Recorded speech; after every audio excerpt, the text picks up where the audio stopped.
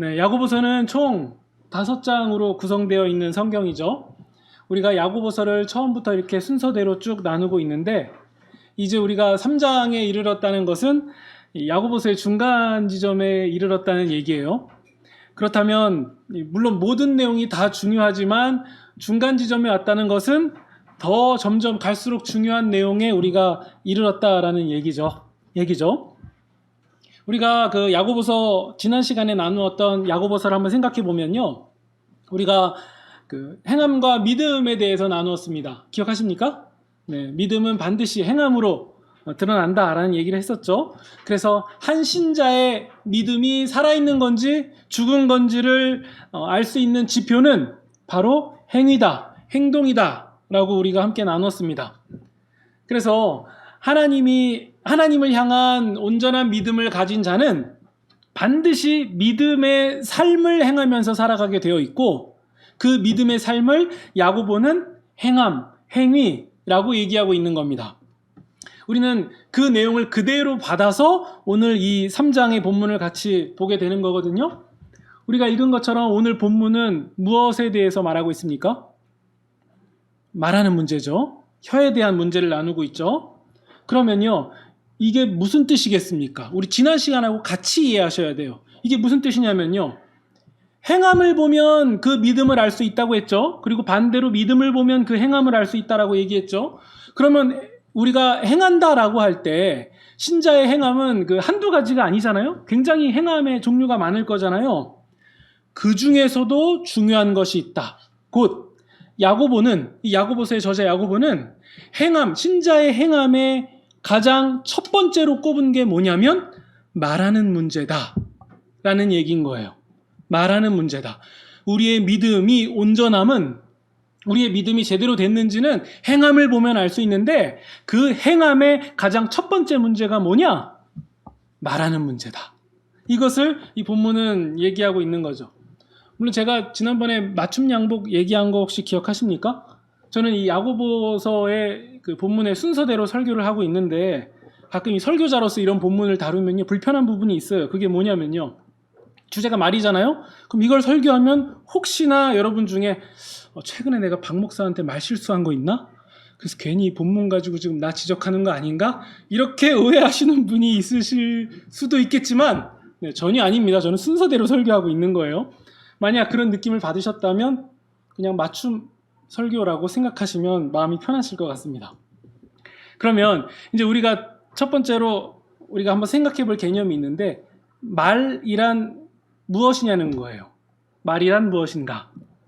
물론 소리와 의미의 단순 전달만을 말하는 게 아니죠. 네. 말은요, 그 사람이 어떤 사람인지를 알게 해주는 좋은 지표예요. 그러니까 우리는요, 어떤 사람이 말하는 것만 가만히 듣고 있으면 이 사람이 좋은 사람인지 나쁜 사람인지는 대충 알게 되죠. 그리고 속이 깊은 사람인지 아니면 뭐 생각이 없는 사람인지 우리는 그 사람의 말을 통해서 알 수 있게 됩니다. 그러니까 그 사람이 아무리 좋은 옷을 입고 뭐 훤칠한 외모를 가졌다 해도 입만 벌리는 순간 외모랑 안 맞네, 뭐 겉보기와 다르게 내면은 형편이 없네, 뭐 이런 거를 우리는 알게 되거든요. 뭐 다른 상황으로 바꿔서요, 예를 들어 사랑에 빠진 사람이 있다고 해봅시다. 이 사람이 가장 먼저 바뀌는 게 있다면요, 단연코 말일 거예요. 말. 쓰는 말이 달라져요. 거친 단어는 사용하지 않습니다. 말투도 부드러워져요. 남 일처럼 생각하시는 것 같은데 한번 여러분의 연애 때를 한번 생각해 보세요. 지금은 물론 그 사막 같아서 이 메마른 말들만 사용하고 계실지 모르겠지만, 연애 때는 기름이 떡칠된 용어를 사용하고 뭐 그러지 않으셨습니까? 물론 그럴 때요, 연애용 언어를 어떻게 공부하거나 배워서 하는 게 아니죠. 그냥 자연스럽게 변하게 되죠. 그냥 자연스럽게 그런 말들, 그런 말투를 사용하게 됩니다. 왜냐면요, 그 사람의 마음에 이전과 다른 어떤 무언가가 들어있기 때문에, 그래서 말이 달라지는 거예요. 사랑하는 마음이 마음 가운데 들어왔기 때문에 이제 거친 말이 내 이 마음과 맞지 않다라는 거를 그냥 생득적으로 알게 되는 거죠. 그래서 그런 말들을 사용하지 않게 되는 겁니다. 그리고 그 뒤집어도 마찬가지예요. 연애할 때는 안 그랬던 남자들이 결혼하고 나면 변했다라는 말을 많이 듣거든요. 그런데 이때 남자들도 사실 할 말은 있습니다. 연애 때는 이 아가씨의 목소리가 이렇게 큰지 몰랐거든요. 네. 그러니까 제가 우스갯소리를 하는 거지만 핵심은요, 상황이 달라지고 마음에 들어있는 것이 달라지면 그 말도 달라지고 있다라는 것을 우리는 삶에서 그렇게 느끼고 배워왔던 거예요. 그러면요, 우리의 신앙에도 이런 면이 있지 않냐는 거예요. 우리의 신앙의 면에서도요. 우리는 야고보서를 통해서 계속해서 행함 있는 믿음으로 온전함을 드러내야 된다라고 함께 나누었습니다. 바로 이때 행함의 첫 단추가 무엇이라고요? 예, 말입니다. 말하는 문제예요. 만약요, 야고보가 이 교회를 목회하는데 이 교회 뒤에 현수막을 하나 달려고 했다면요, 이렇게 달았을 거예요. 믿음의 행함의 시작은 말하는 것부터입니다. 이렇게 달았을 거예요. 그만큼 야고보는 말하는 문제를 굉장히 중요하게 다루고 있었던 거예요. 그러니까 우리가 말을 가만히 들어보면 그 말하는 사람이 어떤 믿음을 가졌는지, 그리고 어떤 성숙한 사람인지, 얼마나 성숙한 사람인지 이런 거를 우리는 알 수 있게 되는 겁니다. 한번 생각해 보세요. 말을 함부로 하는 성숙한 신앙인이라는 게 있을 수 있겠습니까? 네. 불가능한 거예요. 다른 예로요. 폭력을 즐겨하는 긍휼의 사람이라는 자가 있을 수 있겠습니까? 맞지가 않는 거예요. 네. 말은 엉망이지만 온전한 신앙인이 있을 수 있다? 천만의 말씀이에요. 우리가 한국적인 어떤 그 옛날 한국적인 느낌 속에서 대쪽 같은 사람, 무서운 훈장님 이런 이미지가 있어서 그렇게 하면은 뭔가 지식인인 것 같고 뭔가 대쪽 같은 사람인 것 같고 이런 이미지가 있어서 그렇지, 아니에요. 성경은 그렇게 말하지 않습니다. 단호하고 분명한 것과 온유한 것은 다른 거예요. 우리 베드로전서 나눌 때 같이 했었죠? 네, 온유한 것과 단호한 것은 다른 차이가 있는 거예요. 이런 관점에서요, 우리가 1절을 다시 보면요, 말하는 문제에 있어서 우선적으로 조심해야 될 사람들이 누구인지를 얘기합니다. 그 사람들이 누구냐면 바로 성도들에게 말씀을 가르치는 선생들, 교사들입니다. 그러니까 목사도 여기에 해당하죠. 그들은 하나님께 받을 심판이 크다라고 경고하고 있어요. 하나님께 받을 심판이 크다. 그러니까 말씀을 가르치는 사람들은요, 그만큼 영향력과 책임이 따르기 때문에 신중해라, 조심해라 하고 경고하고 있는 거죠. 특별히 범위를 좀 더 넓혀서요, 말씀을 가르치고 또 신앙의 어떤 모범 혹은 신앙의 연장자 위치에 있는 사람들도 여기에 다 포함돼요. 이 말씀을 두려움으로 받으셔야 됩니다. 교회 잘 다니다가 실망해서 교회 떠난 사람들 얘기 다 들어보세요. 목사 장로가 한 말, 구역장이 한 말, 신앙의 선배가 한 말, 이런 사람들이 한 말로 실망해서 떠난 경우가 거의 대다수예요. 물론 듣는 사람이 미숙해서 그렇게 얘기하지 않았는데 오해해서 떠난 거라면 어쩔 수 없는 거지만요, 그런 말을 한 선생된 위치에 있는 자들이 말을 잘못 사용해서 벌어지는 일이라면, 그래서 지체들이 실족하고 떠나는 거라면 주님은 그 책임을 반드시 물으실 거예요. 그러니까 신중하고 조심해야 된다는 거죠. 그런 사람들이 받을 심판이 더욱 크다라는 얘기를 우리는 명심해서 받아야 됩니다. 그리고 2절입니다. 말에 실수가 없으면 온전한 사람입니다 라고 얘기하죠. 말에 실수가 없으면 온전한 사람이다. 재밌는 것은요, 야고보는 그러면서 동시에 선생되지 말 것을 얘기해요. 선생된 자들이 받을 책임이 얼마나 큰지 아시죠? 그러니까 선생되지 마세요. 사실 우리 상식에는요, 우리 느낌에는 그냥 책임이 크니까 조심하세요 라고 끝내면 되는데, 야고보는요 굉장히 세게 얘기를 해요. 그러니까 선생되지 마세요. 이 얘기는 뭐냐면요, 그만큼 혀를 제어하는 일 정말 어렵기 때문이에요. 불가능에 가깝기 때문이에요. 그래서 야고보는 차라리 선생되지 말라라고 얘기합니다. 그래서 2절이 나오는 거예요. 말에 실수가 없으면 온전한 사람입니다. 이 본문의 맥락을 보면 온전한 사람은 없다라는 얘기죠. 말에 실수가 없는 사람은 없다. 우리 모두는 말에 실수가 많은 사람들입니다. 라는 얘기를 또 동시에 얘기하고 있습니다. 그러면서 동시에 우리가 또 놓치지 말아야 될 건 뭐죠? 온전한 사람, 온전한 신앙인이란 말에 실수가 없는 자, 말로 사람을 실족시키지 않는 자, 말로 교회에 상처 주지 않는 자, 이 사람이 온전한 신앙인이다라는 얘기를 또 동시에 하고 있는 거예요. 그러니까 이제 머리가 아프죠? 선생 되지 말아라. 우리는 다 말에 실수가 많기 때문이다. 그러면서도 우리는 말에 실수를 하면 안 된다. 말을 조심해야 된다. 혀를 제어해야 된다. 이 어려운 혼란 속에서 우리가 한 가지 질문에 대한 답은 내릴 수 있습니다. 누가 온전한 신앙인입니까? 라고 물어본다면요, 우린 이렇게 대답할 수 있어요. 말로 남을 실족시키지 않는 자, 말에 실수하지 않는 사람이 온전한 신앙인입니다. 라고 대답할 수 있죠. 사실 이 대답은요, 되게 독특한 대답이에요. 우리가 뭐 아무 생각 없이 그냥 대답하게 될 때, 이제 온전한 신앙인이 누굽니까? 라고 물어본다면 우리는 몇 가지가 생각날 거예요. 기도 많이 하는 사람, 주일 성수에 틀림없는 사람, 나쁜 짓 하지 않는 사람, 각종 봉사와 각종 헌금 많이 하는 사람, 뭐 이런 류를 떠올리기 십상이거든요. 물론 이런 것들도 기본기고 매우 중요한 거예요. 이게 아니란 얘기가 결코 아닙니다. 다 필요하고 다 맞는 말인데, 야고보는 이런 것들보다 먼저 언급하고 싶은 게 있는 거예요. 더 중요하게 언급하고 싶은 게 있는 거예요. 그게 뭐냐면요, 단연코 말에 실수가 없는 사람입니다. 말에 실수가 없는 사람입니다. 그 사람이 온전한 사람입니다. 라고 얘기하고 있습니다. 이유는 뭐죠? 우리가 읽은 2절에 나오는 것처럼 말을 제어하는 사람은, 혀를 다스리는 사람은 온 몸도 능히 다스릴 수 있는 사람들이기 때문에 온전한 신앙인인 거예요. 그러니까 믿음의 행함의 첫 단추를 잘 끼운 사람이라고 할 수 있는 거죠. 그러니까 신앙의 전인격이 믿음으로 붙들림 받은 사람인지 아닌지를 알 수 있는 가장 쉬운 지표, 가장 첫 번째 단추, 가장 정확한 척도는 뭐냐면요, 바로 어떤 말을 하고 있는 사람인지 그것을 따져보면 되는 거예요. 어떤 말을 하고 있는 사람인가.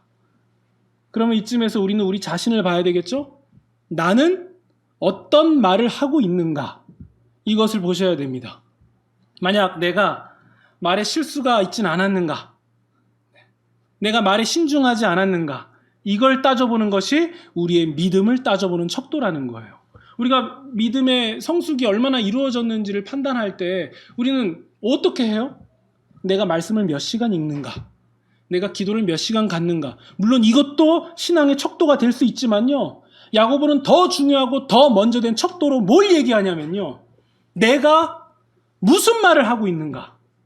내가 어떤 말을 사용하고 있는가? 내가 어떤 마음으로 그 얘기를 하고 있는가? 야고보는 이것을 점검하라 라고 얘기하고 있습니다. 그래서 혀를 다스리는 사람은 온전한 사람이다. 우리 3절을 보시면요, 3절부터 야고보는 혀를 길들이는 것에 대한 3가지 예를 들거든요. 3절에서 나오는 첫 번째는요, 가축 말에 대한 얘기를 합니다. 이 말을 제어하는 것은 제갈이다. 말이라는 큰 동물에 비해서 제갈은 굉장히 작은데 그 제갈 하나로 말 전체를 조종할 수 있게 된다. 말 전체를 좌지우지하게 된다. 그래서 우리의 혀도 마찬가지다. 우리의 몸에서 혀는 매우 작은 부분이지만 그 혀를 제어한다면 우리는 온 몸을 제어하는 거다. 그 얘기를 하고 있는 거죠. 그러니까 늘 부정적인 말만 입에 달고 다니는 사람을 보면요, 그 표정도 무거워요. 삶의 방향도 희망적이지 않습니다. 그러니까 우리가 함께하고 싶은 사람의 종류는 아니에요. 그리고 4절에 두 번째가 나옵니다. 이번에는 배에 비유해요. 한눈에 전체를 다 볼 수 없는 굉장히 큰 배도 작은 키 하나를 움직여서 그 방향을 결정한다. 그 얘기거든요. 물론 우리에게는 키라는 게 익숙하지가 않죠. 이제 배에 익숙하신 분들이 키를 얘기하지만 우리에게는 오히려 핸들, 운전대라고 바꾸는 게 더 편하죠. 아무리 큰 덩치의 대형 화물차라 할지라도, 그게 버스라 할지라도 핸들 하나로 이리저리 움직일 수 있는 것처럼 우리의 온 몸은 우리의 혀 하나로 제어된다. 그 얘기를 또 하고 있는 거예요. 그리고 세 번째 5절에 나옵니다. 우리의 혀는 아주 작은 부분에 불과한데 그 크기와 다르게 매우 큰 일을 하고 있다라고 얘기합니다. 마치 작은 불씨가 큰 숲을 다 불살라버리듯이 혀가 인생을 송두리째 태워버릴 수 있다. 그 얘기를 하고 있는 거예요. 혀는 강력한 파괴력을 갖고 있다. 그래서 6절, 혀는 온몸을 더럽히고 인생의 바퀴를 불사릅니다. 7절, 인간은 온갖 짐승, 생물들을 길들이고 또 길들여 왔지만 8절, 혀를 길들일 수 있는 사람은 아무도 없고 혀는 휘어잡기 어려울 만큼 악하고 사람을 죽이는 도구로 가득 찬 것이 혀의 정체다 라고 얘기하고 있는 거예요. 우리 나쁜 생각 한번 해보면요, 교회를 아주 손쉽게 망가뜨리는 방법이 무엇이겠습니까? 교회를 손쉽게 망가뜨리는 방법, 사랑 없는 말, 미움 담은 말 몇 마디만 가지고 충분히 그렇게 만들 수 있어요. 거짓말 조금 흘리면 되고요, 없는 일 과장해서 몇 가지 흘려놓으면 됩니다. 그러면요, 그렇게 많은 시간을 들이지 않고도 공동체가 분열하고 파괴되는 장면을 우리는 금방 볼 수 있게 될 거예요. 이것을 위해서 크게 노력을 할 필요도 없어요. 여기저기 다닐 필요도 없습니다. 그냥 옆에 있는 사람에게 한마디만 하면 돼요. 집사님, 그거 알아요?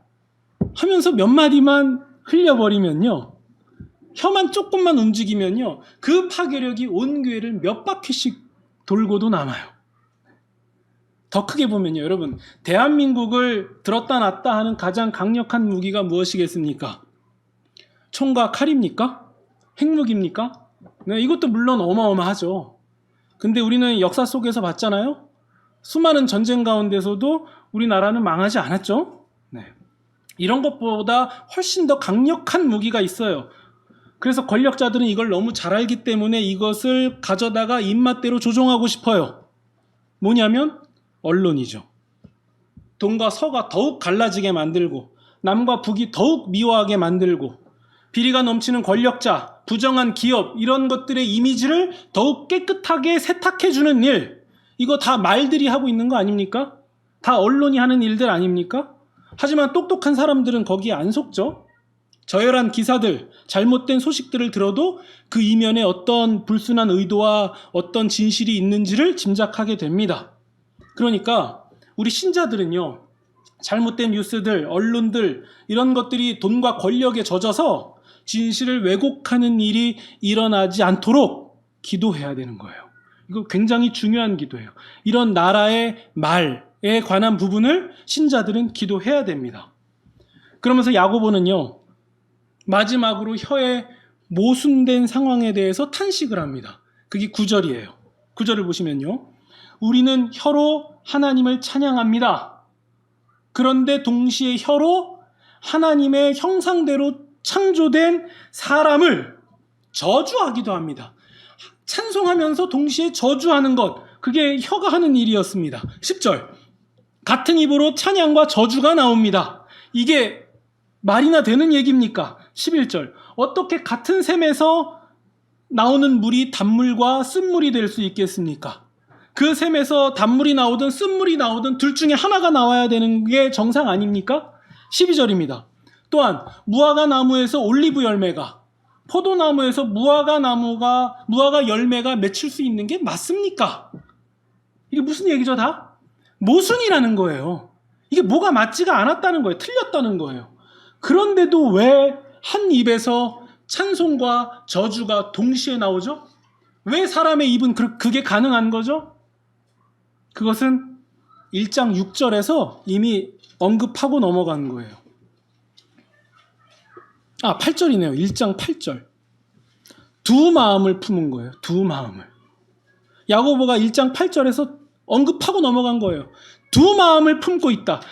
이것을 정확히 번역하면 나뉘어진 마음을 갖고 있다는 거예요. 한 마음은 주님을 향한 마음을 가지고 있고, 한 마음은 세상의 것을 여전히 사랑하는, 세상의 가치와 세상의 기준을 사랑하는 그 마음을 갖고 있고, 이 두 마음을 다 갖고 있는 거예요. 이 두 마음이 다 내 마음 가운데 있으니까, 이 속에 있으니까 이 속에서 나오는 입이 당연히 두 가지를 말하는 게 이상하지도 않다는 거죠. 주님을 향한 찬송도 나오고 상대방을 향한 저주도 나오고. 입이 문제였습니까? 마음이 문제였던 거예요. 이 마음에 두 가지 마음이, 나뉘어진 마음이 존재했던 거예요.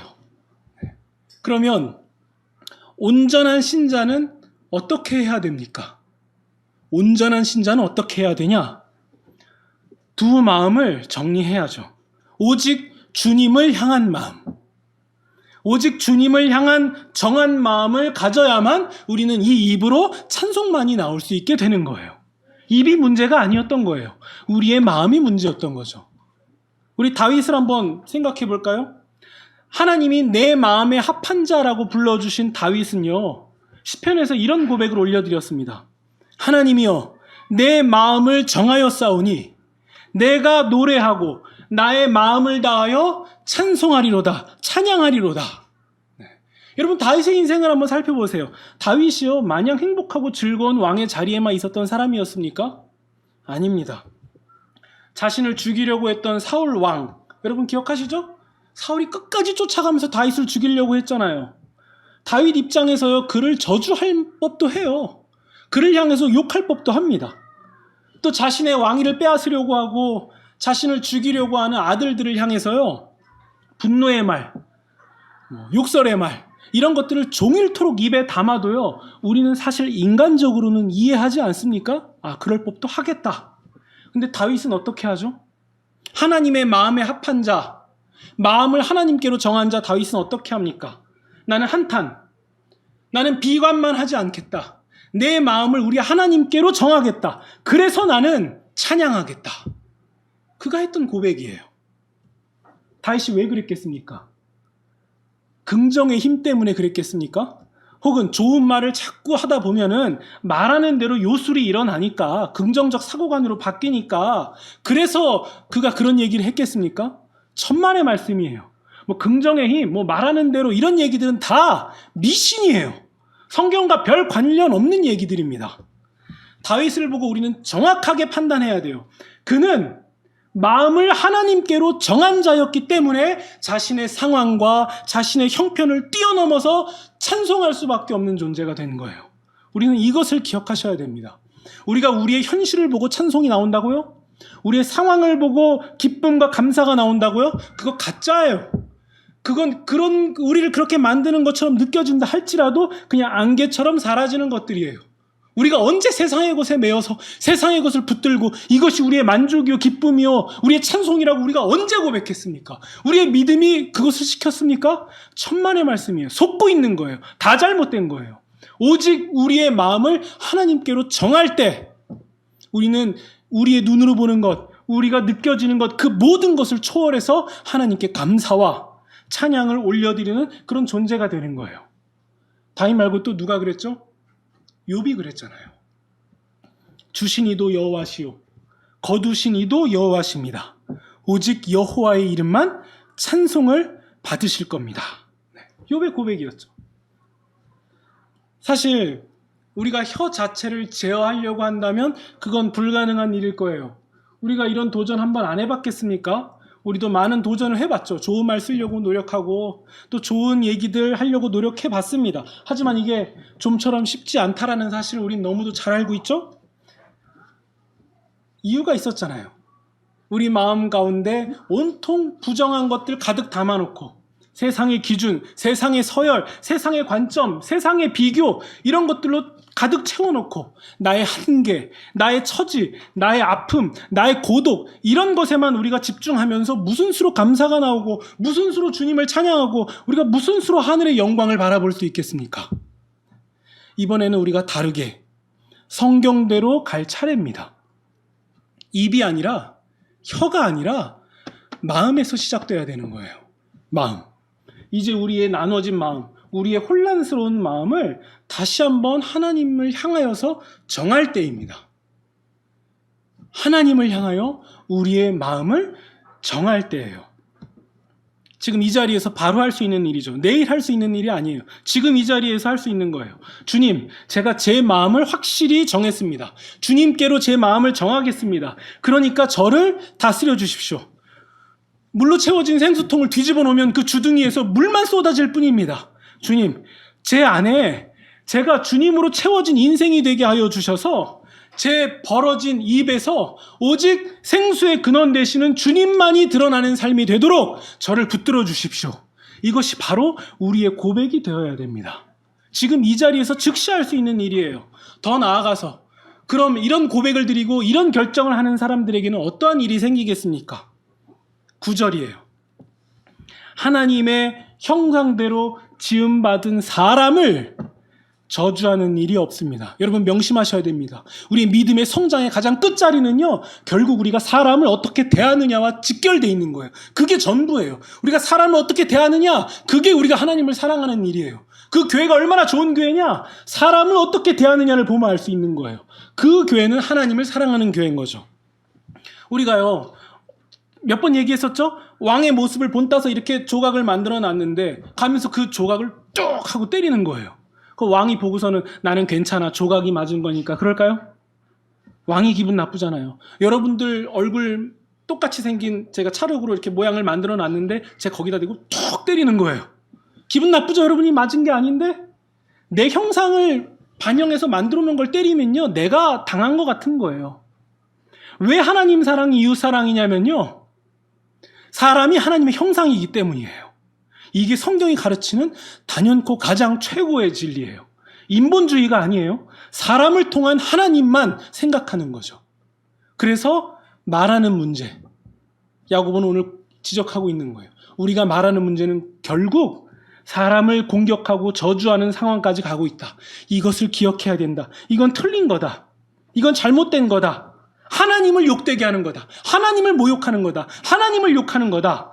그 얘기를 하고 있는 거죠. 반대로요, 마음을 정한 자, 혀를 제어한 자, 그 사람은 하나님의 형상을 세워주는 얘기를 해요. 생명을 살리는 일에 앞장서고 그 말뿐만 아니라 손과 발도 그 혀를 따라가게 됩니다. 그래서 주님께서 기뻐하시는, 주님을 향하여 마음을 정한 그 사람은 교회를 세우고 지체를 세우고 절망 가운데 있는 자를 희망으로 초대합니다. 그리고 날카로운 상황들, 예민한 상황들을 몇 마디의 말로 부드럽게 만들어요. 그래서 결국 사람을 하나님 형상답게 하나님의 형상이라는 것을 깨우쳐주는 거죠. 우리 예수님이 어떻게 하셨습니까? 현장에서 가늠하다 잡힌 여인이 온 거예요. 사람들은 여인도 잡고 예수님도 잡으려는 못된 마음을 가지고 예수님을 둘러쌉니다. 그리고 예수께 물어요. 예수님, 법대로 하면요, 이 여자는요 돌로 쳐 죽여야 맞습니다. 예수님, 어떻게 하면 좋을까요? 예수님은 끝까지 침묵으로 일관하시다가 드디어 한 가지 말씀을 하십니다. 너희 중에 죄 없는 자가 먼저 돌로 쳐라. 네. 너희 중에 죄 없는 자가 돌로 쳐라. 그래서 양심의 가책을 느낀 사람들이 하나둘씩 떠나고 예수님과 여인만 남습니다. 그때 예수님이 또 이렇게 말씀하세요. 여인이여, 너를 정죄하려는 자가 어딨냐? 여인이 없다라고 대답합니다. 그러자 예수님이 이렇게 얘기하세요. 나도 너를 정죄하지 않겠다. 법대로 하면 정죄해야 되는 거거든요. 근데 예수님은 나도 너를 정죄하지 않겠다. 다시는 가서 죄를 범하지 말아라. 죄로 인해서 비참함 가운데 놓여있는 여인, 죽은 것과 다름없는 여인에게 예수님은 말씀으로 하나님의 존귀한 형상의 자리로 다시 올려놓습니다. 그게 바로 예수님이 보여준 말이었던 거예요.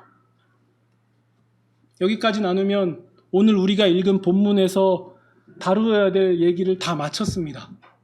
네, 사실상 본문에 대한 설교는 다 끝난 거예요. 근데요, 이 시대를 살아가고 있는 우리 교인들을 위해서 한 가지를 더 첨가해야만 온전한 결론으로 갈 것 같습니다. 그게 뭐냐면요, 그 입으로 자기 자신도 저주하지 마시기 바랍니다. 같은 맥락이에요. 그 본문과 같은 맥락입니다. 그 입으로 자신을 비하하지도 말고 자기 자신을 자책하지도 마시기 바랍니다. 왜냐면요, 이유가 어찌하였든 간에, 형상이 어떠하였든 간에, 처지가 어떠하였든 간에 우리는 하나님의 형상대로 지음받은 사람이라는 사실은 바뀌지가 않기 때문이에요. 여러분, 1,000원짜리 지폐 구겨 놓으면 그게 100원 됩니까? 10,000원짜리 지폐 구겨 놓으면 1,000원 돼요? 그게 구겨졌다 할지라도 10,000원은 10,000원이고 1,000원은 1,000원인 거예요. 우리가 세상 가운데서 아무리 뒤틀리고 구겨지고 찢어진다 하더라도 하나님이 우리를 하나님의 형상대로 만드셨다면 우리는 우리의 상황과 모양과 형편과 상관없이 우리는 그냥 하나님의 형상인 거예요. 그렇기 때문에 우리가 입술을 열어서 우리 자신을 자책하고 우리 자신에게 한탄만 하고 비하만 하고 저주한다면요, 그것도 불신앙인 거예요. 우리는 이 사실을 기억해야 됩니다. 물론요, 우리의 삶을 돌아보면요, 말할 수 없는 슬픔이 있고 아픔도 있고 고독도 있고 절망도 있습니다. 설교하는 제가 혹은 다른 사람들이 그것을, 그 깊이를, 그 아픔을 어떻게 다 헤아릴 수 있겠어요? 아픔이란 그런 거예요. 누가 이해한다, 나도 안다라고 얘기하면요, 더 화가 나는 거예요. 아픔은 그런 거더라고요. 세상의 기준으로 돌아보면 나는 나고자 같고 여전히 세상의 한계와 뭐 이런 것들을 뛰어넘지도 못하는 그냥 그런 사람 같고, 남들은 겪지 않는 아픔을 왜 나만 겪어야 되는지 뭐 충분히 그렇게 느끼실 수도 있고, 아니 그게 사실이기도 해요. 사실입니다. 그래서요, 사실을 부정할 필요는 없어요. 예수님을 아무리 잘 믿어도요, 아픈 건 아픈 겁니다. 예수님을 아무리 잘 믿어도 절망스러운 일은 절망스러운 거고, 예수님을 아무리 잘 믿어도 기도를 아무리 많이 해도 고독한 것은 고독한 거예요. 그러니까요, 이거 믿음이라는 포장지 때문에 나는 괜찮아요, 나는 뭐 다 좋습니다라고 거짓말할 필요도 없어요. 믿음의 사람도 똑같이 고난 당하는 거예요. 고난 당하지 않고 어려운 일 피해가는 게 아니에요. 믿음의 사람도 다 겪는 일입니다. 그러나 한 가지를 기억하셔야 됩니다. 그럼에도 예수님을 믿는다라는 것은 그런 가운데서도 주어진 삶을 포기하지 않는 거예요. 그런 가운데서도 그런 자리에서 마냥 주저앉고만 있지 않는 것, 그게 예수님 믿는 거예요. 예수님 믿지 않는 사람들이 할 법한 그런 말들을 나도 똑같이 하지 않는 것, 그게 예수님 믿는 거예요. 그러면 이런 것들이 의미가 있냐고요? 그렇게 하면 큰 차이가 있냐고요? 네, 있어요. 의미가 있어요. 큰 차이가 있습니다.